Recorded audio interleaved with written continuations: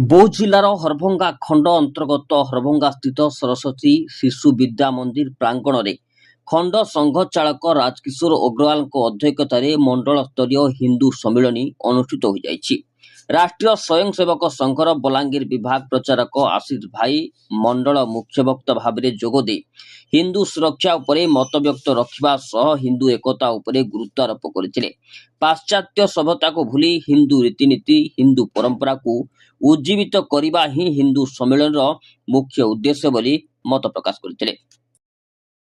ହରଭଙ୍ଗାରୁ Sarbeswar କ୍ଷେତ୍ରୀଙ୍କ report, new Odisha. ଶତବାର୍ଷିକ 100 ବର୍ଷର ପୂର୍ତ୍ତି ବିଜୟା ଦଶମୀ ତିଥିରେ ଆରମ୍ଭ ହୋଇଥିଲା।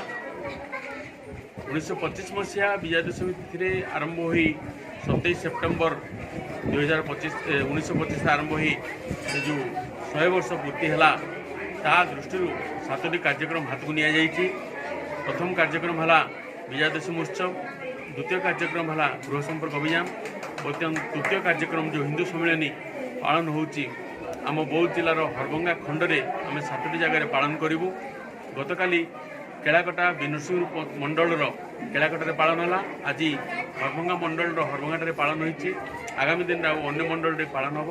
ଏହାଦ୍ୱାରା କ'ଣ କି ଜନସାଧାରଣ ଜନସମାଗମକୁ ଆଖିରେ ରଖି ହାତରେ ରଖି ତାଙ୍କ ସାଙ୍ଗକୁ ସଚେତନ କରାଇବା ଏବଂ ହିନ୍ଦୁ କେମିତି ଏକ ରହିବ, ହିନ୍ଦୁ ପରମ୍ପରା ଜାଗରୁକ ହେବ ଏବଂ ପରିବାର ପ୍ରବୋଧନ ଏବଂ ପଞ୍ଚସୂତ୍ରୀ କାର୍ଯ୍ୟକ୍ରମ ପାଳନ ହେବ, ସେ ବିଷୟରେ ଏହି କାର୍ଯ୍ୟକ୍ରମ କରାଯାଇଛି।